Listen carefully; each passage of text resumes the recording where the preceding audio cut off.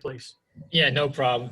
Stetson, I was just going to ask you about the second half. Obviously, the defense came out, kind of set the tone, and just from the offensive perspective, how did y'all just kind of feed off of that to carry yourselves on to the victory today? Yeah, it was – I mean, the first half, I mean, you feel so bad going in the halftime, getting stopped on a 4th and 1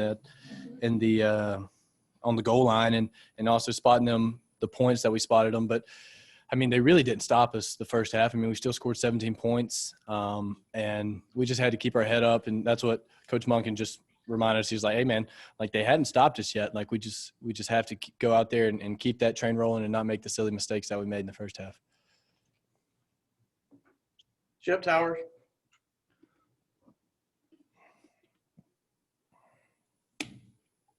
Let's move on to Mark Weiser then, please.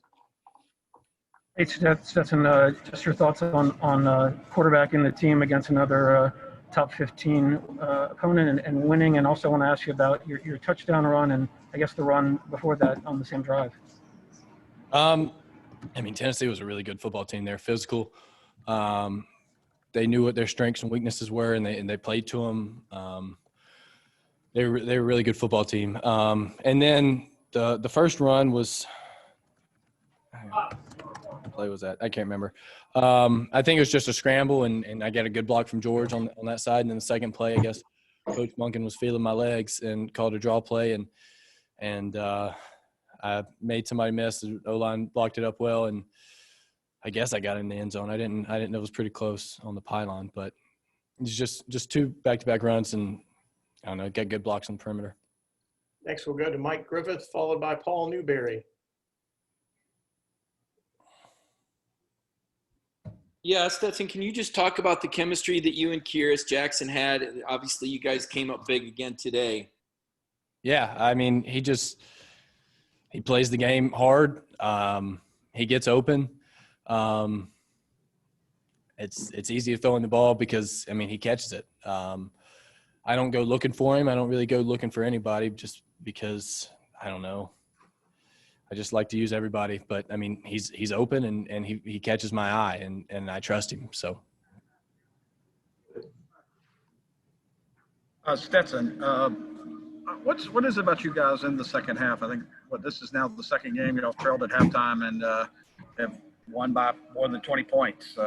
So obviously something's clicking for you guys after halftime. Yeah, it's something we need to get fixed because, I mean, we got to get the first half fixed because, I mean, you don't want to be – yeah, you want to be known as a second-half team, but not if it's because the first half you played horrible. I mean, we got to come into a game and we got to have clean practices throughout the week, come into the game prepared and ready and just execute and be more efficient in the first half. We'll next go to Dean Legge, followed by Seth Emerson. Stetson, I wanted to ask about that snap that went over your head. How high did it go over your head, and what were you thinking when it got behind you? High enough, I don't know. But the ball was a little slick in the first few drives because it was super humid. And then I tried to pick it up and I just mishandled it. I don't know. That was a bad play. Stetson, are you feeling more comfortable as the weeks go on and as you get more first-team reps, or did you feel comfortable the minute you got in there at Arkansas? I mean, I guess I'd say I'm more comfortable, but, yeah, I felt comfortable the minute I got in there because, I mean, I've been throwing to these guys for I don't know, however many years still. I mean, the offense is new, and I hadn't been with the first team, but, I mean, we still throw extra after practice, and I know how they run routes. And, yeah. We'll next go to Chip Towers, followed by Brandon Sudge. Yeah, Stetson, leave it to me to bring it up, but there's a significant game next week with Alabama. Can you just wrap your head around that yet? And a quick aside on that, were you hurt at all on that last play where you surged for the first down, or was that an equipment situation? Yeah, I mean, obviously I hadn't had time to look at Alabama because we had Tennessee coming up in they're really good. But I mean, it's exciting. I mean, anytime you get to play, I mean, somebody you don't usually play. I guess we usually have played them in Atlanta the past few years, but I mean, it's exciting, but it's just another game. And then the third down where I got it, that was just my helmet came unbuckled, and they just told me to go down and to get that fixed. Hey, Stetson, so I actually want to get your perspective on the jumbo package where they have Jalen Carter at fullback and Jordan at tight end there. I mean, you kind of get some extra excitement when you see those guys coming in when you have that opportunity, because I know that Jordan's like this jolly, happy type of guy, and then you're able to pass it to Jalen on a play action there. Just how exciting. Yeah, I mean, anytime you can – I mean, we didn't get it in before the half, unfortunately, but we tricked them on the next one. They thought we were going straight down the middle, and Jalen caught a touchdown pass. That was pretty cool. But, yeah, I mean, I trust those guys. I mean, I wouldn't want to be lined up as a 6 technique on Jordan or filling an ISO block by Jalen. But those guys are big, and they love it, and it's exciting to hand the ball off to Zamir behind those guys. Next question will go to Jake Rowe, followed by Augusta Stone. Stetson, those first 2 drives coming out of the half, I mean, you guys had some great field position there and kind of shot yourselves in the foot with the penalties. Was there anything that any kind of rallying call after that point to kind of get the focus back? Because, you know, those were potential, you know, momentum shifting plays for you guys, and you weren't able to capitalize on them. Right.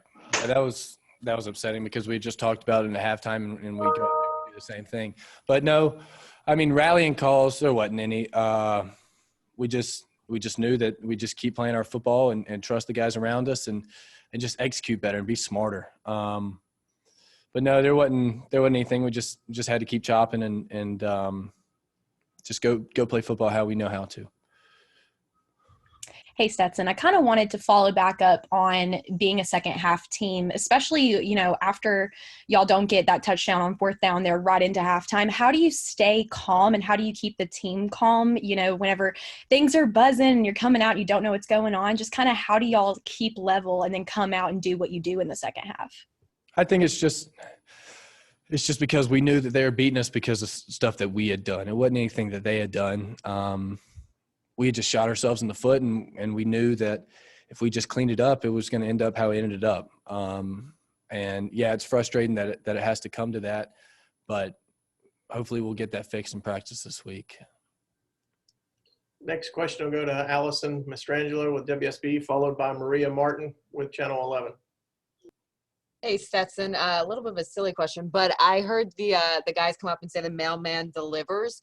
Can you explain that nickname to us, how you got it and why they call you it? Yeah, I just when I was in high school, I was short kid who didn't really catch any eyes when I was going to football camps. And so I just wore this USPS hat one time just as a quirky little thing. And then I won the camp, and one of my friends, DJ Dallas, who's on the Seahawks now, he just tagged me on an Instagram post and said Mailman, and then it just kind of carried on from there.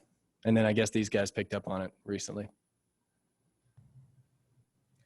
Stetson, obviously, aside from that fumble early on in the game, you guys were able to keep the turnovers to a minimum. You know, you weren't picked off today. As we get deeper into the season, just talk about how important it is to make sure that, you know, you don't turn the ball over when we're looking at Alabama coming up and the rest of the SEC schedule. That's going to be pretty right. Yeah, I think it's a pride thing because we know our defense goes into the week. How are we going to create havoc? How are we going to get people to turn the ball over? And we're like, well, we can't go get the ball from somebody, but we sure as heck can make sure that they don't get it from us. And yeah, the snap, the fumble we had at the beginning was unfortunate. And then I know Kendall's beating himself up about that last fumble. I know he wanted to get in the end zone. But yeah, it's a pride thing. And I mean, don't throw any picks and don't fumble the ball. And we've got a good chance to win the ball game. I have time for one last question. We'll go to Jeff Schultz. Yes, Stetson, kind of along those lines. I mean, we've spent a lot of time in this interview talking about, some things that have gone wrong, whether it was the two turnover drivers that were turned into field goals, the fumble early, a couple other situations. You guys have won 3 games pretty handily. What does that tell you about the potential and upside of this? I'm sorry, I didn't catch that. It kind of was breaking up. We've spent a lot of time in this interview talking about, some things that went wrong in this game. The early turnovers that were converted to field goals, a few other drives, and early turnover. Yet you guys ended up winning 3 games pretty handily. But what does that tell you about the potential upside of your team? Yeah, I mean, first of all, we beat a really good team in Tennessee, and then we do all those things wrong, and then we still, I think we covered tonight, so that's good. But yeah, I mean, it's exciting because there's no telling what we could do if we just clean up the little things, and that's all it takes. Just clean up the little things, and then just play football the way we know how to. And actually, we may have time for 1 or 2 more questions, so let's just keep going. Hey, Stetson, I've noticed that you guys have a lot more comfort and success throwing the ball over the middle this year than it seems in years past. What do you attribute that to? I don't know. I can't really speak on the years past, but I just trust those guys going over the middle. I know they'll go up and make plays for me. Coach Munkin draws up great plays and calls them in the right area. And I don't know. It's a big part of the field that we want to be able to take advantage of. Looked like Jeff Schultz had another question. Jeff, you want to fire away real quick?